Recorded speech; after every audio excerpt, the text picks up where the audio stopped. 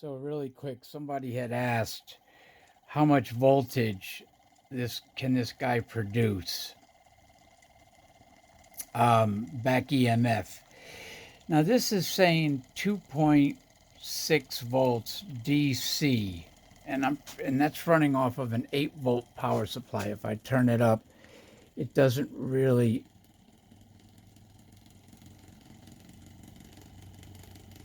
12 volts. It says 3 volts, right? That's DC. I'm assuming that's what the back EMF is. If I put it on AC, if I put it on AC, I get upwards of 12 volts, or 14 volts actually, but the back EMF is DC, I'm pretty sure. And again, 3.7 volts. Somebody help me out with that. The back EMF off of a bedini circuit is DC voltage, or is it AC? It has to be DC because it runs a DC. It runs DC LEDs. Here, hold on. So these LED strips were running at 11.8 volts off of the bedini circuit, and each of these LED strips is rated for 12 volts DC. And so it's funny because the camera shows it pulsing slowly, but in real life they're flickered. They're almost steadily on. I mean, they're definitely flickering. So I'm not entirely sure how that works. I never really looked into it, and I probably should if I'm going to continue to make these videos. Whether that is pulsed AC or just back EMF DC.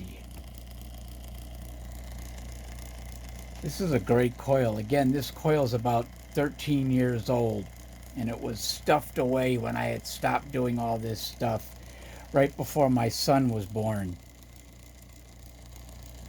Oh, it's funny because now the camera is showing them as a steady light. They're definitely not steady. Yeah, so my son was about to be born, and so I had to stop playing in the garage. And now that he's a teenager, and as I said in a previous video, he won first place at his local science fair, school science fair, doing an electronic project with Dad's help. Oh, it's funny when you look through the camera. They're flickering so fast in real life that the camera's picking it up really weird. I'll have to see how that looks once it's played back. Anyway, he got me back interested in it again. We were using diodes and transistors and photoelectric diodes, and so it got me back interested. So I dusted off all of the old stuff, and this coil was one of them. It was part of an old Newman circuit, or Newman motor. Anyway, someone had asked, it's definitely producing useful back EMF. And again, if you AC says 12 volts, 12 to 15 volts, DC says about 4 volts. These are 12 volt DC LED lights, and I've got 3 of them strapped there. I could put 10 of them there, they would still light up. I wonder how it would work if I put them together, because right now they're hooked up in parallel. I wonder how they would work hooked up in series. Let me see. Very interesting. So now they're hooked up in series, and only the first one lights up. I don't understand why that is. In parallel, they all ran fine, and they have to be hooked up because the first one is lighting. If anybody knows why only one lights up in series, but when I have them hooked up in parallel, they all light. I think I know the answer, but I'm not 100% sure.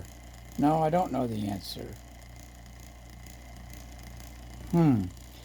Probably because, yeah, I think I know the answer. When they're hooked up in no, I don't know the answer. All right. So it's 11 volts. Let me see if I turn it up a little bit. What happens? 13 volts. No, it's still only one lights up. That is interesting. Let me try something else. Yeah, it does the same even if I just hook two of them up. Wait a minute, wait a minute. I think I've got it hooked up wrong. Yeah, hold on. I had it hooked up wrong. So now these are correctly wired up in series. So yeah, it works whether it's wired up in series or wired up in parallel. I thought there was something wrong with that. I actually had these reversed.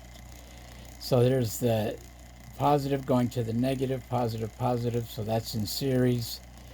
So yeah, whether I hook up 3 or 4 of them, it still works. So this thing's producing some reasonable back EMF. All right, enough of this nonsense. One more goofy experiment before I shut down. So at 9 volts, bedini circuit working great. I have it hooked up to that that pulse motor that I bought that's using that 4-prong Hall sensor. Now this is only rated for 5 volts.